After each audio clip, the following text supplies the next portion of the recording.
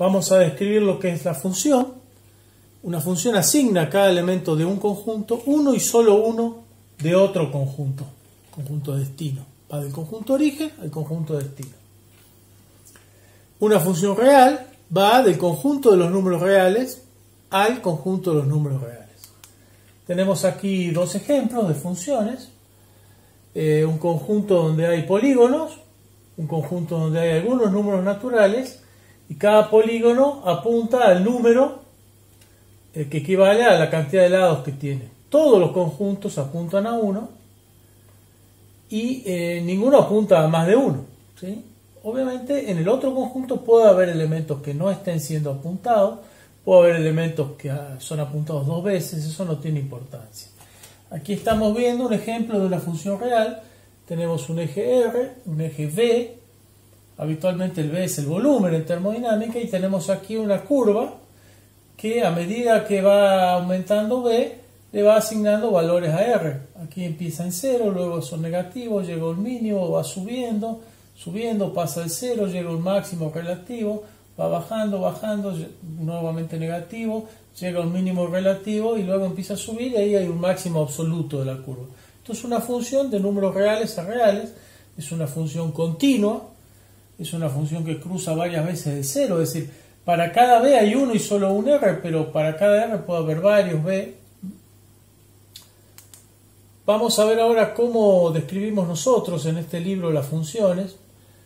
Como nombre de la función utilizamos nombre compuesto.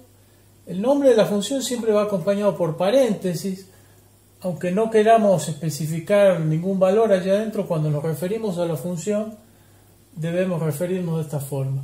Nosotros adoptamos por convención poner aquí la variable que va a dar la función y aquí la variable que va a recibir la función. De esta forma tenemos totalmente especificada la función.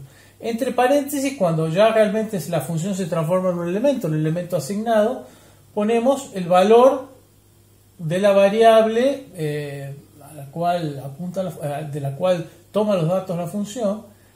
Ponemos el valor de la variable dentro del paréntesis y nos devuelve el resultado. Bueno, tenemos aquí descritos los elementos de la función. Nosotros utilizamos esta notación, que no es la habitual en termodinámica, porque es bastante completa. Si nos permite identificar claramente las funciones, las variables de las cuales depende, los resultados que da, cuáles son las variables que se usan, etc. En termodinámica la notación habitual no tiene esta complejidad y por lo tanto muchas veces se hace un poco difícil saber exactamente a qué se refiere. Por ejemplo, se nota como S de B y U a una función que devuelve la entropía si le ponemos estas dos variables. Pero, ¿qué pasaría si queremos obtener la entropía de estas dos variables? Esta es otra función, no es la misma, y sin embargo comparten el nombre. Uno dice, bueno, las variables son parte del nombre, pero ¿qué pasa si a las variables las reemplazamos por los valores concretos? Que en este caso, bueno, tienen alguna similitud con la P, pero podría tener cualquier nombre aquí adentro. Entonces, es confuso saber si nos estamos refiriendo a una función de las variables, a la función en unos valores, si la variable se llama S, la variable que devuelve, cómo se llama la función. Bueno, tiene sus complejidades de utilizar esta notación. Generalmente en los libros está claro que conviene utilizar una notación que sea matemáticamente moderna y además que tenga toda la información necesaria. Vamos a avanzar con el concepto de trabajo. Se habla de trabajo de una fuerza que se desplaza. Y nosotros calculamos este trabajo en principio en función de la proyección de la fuerza sobre el desplazamiento, es decir, el producto escalar de estos dos vectores, o los módulos de los dos multiplicado por el coseno del ángulo, es decir, cuánto de la fuerza realmente está actuando en esa distancia. Ese es el concepto de la proyección. Si la fuerza es paralela a la dirección del movimiento, toda la fuerza se está aplicando. Si es perpendicular, nada, porque el coseno de 90 es 0. Así que ese es el concepto de fuerza, es fuerza por distancia aplicada durante un cierto tiempo. Equivale al área, el trabajo, equivale al área de la curva fuerza en relación a la distancia en un gráfico. Vamos a verlo ahora. Nosotros tenemos así 3 gráficos de distintas fuerzas en relación con la distancia, distintas funciones. Vamos a ver uno por uno.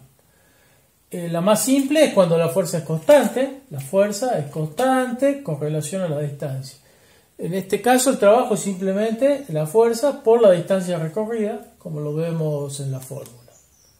Si la fórmula es triangular, si la función es triangular o lineal, como por ejemplo la de un resorte, nosotros tenemos distancia por la fuerza máxima dividido 2 en la superficie de ese triangulito.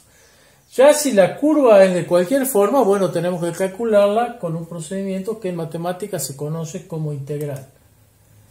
Integral de línea en particular. Nosotros utilizamos esta notación para definir el trabajo, que es una integral de línea de la fuerza con respecto a la distancia.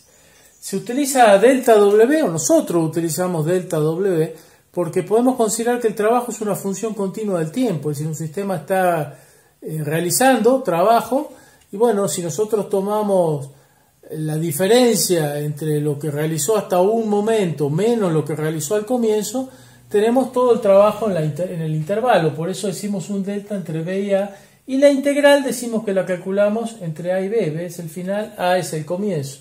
Esto es como una S estilizada que representa una suma, ya vamos a ver por qué. Esto es el producto, en este caso escalar, de 2 vectores, la fuerza y la distancia. Nosotros podemos hablar justamente de suma, porque en realidad, desde el punto de vista matemático, para calcularlo se hace una suma de las fuerzas por los desplazamientos, y nosotros intentamos hacer que este desplazamiento sea lo más chiquito posible. Vamos sumando estas sumas, tomando desplazamientos cada vez más chiquitos, y en el límite, bueno, eso es una integral. Nosotros aquí tenemos ese proceso de cálculo, se utiliza mucho en sistemas numéricos, una cosa así.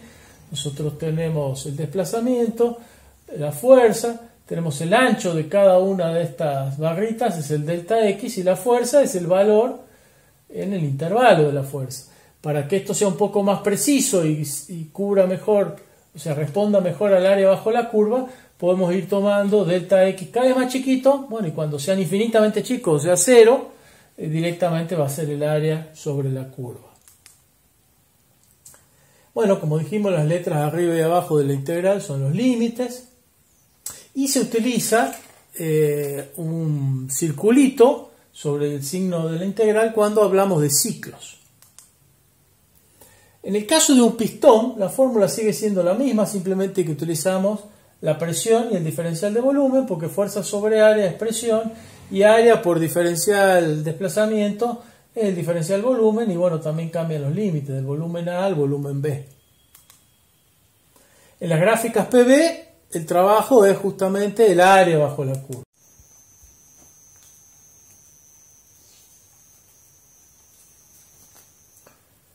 En estas gráficas vamos a mostrar cómo se ve el trabajo en un gráfico PB y en particular en los ciclos. Como ya habíamos dicho, un ciclo es un proceso que termina donde comienza.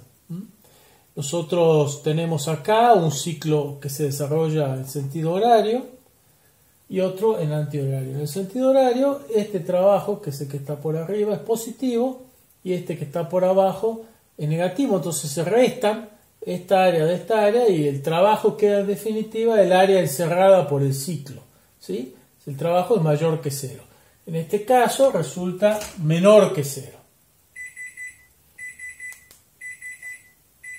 La paletita, el trabajo de la paletita no se representa en el gráfico anterior, no aparece. ¿Por qué? Porque no está el volumen involucrado ni la presión.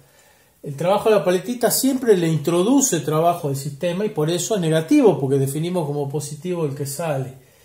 Dado que lo podemos girar en un sentido o en el otro y el trabajo siempre es positivo, encerramos este producto en el módulo, cosa que va a hacerlo positivo, y después le ponemos el signo negativo.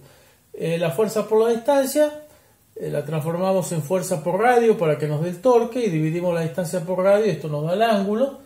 Entonces tenemos, el trabajo es menos la integral del módulo del torque por el diferencial del ángulo.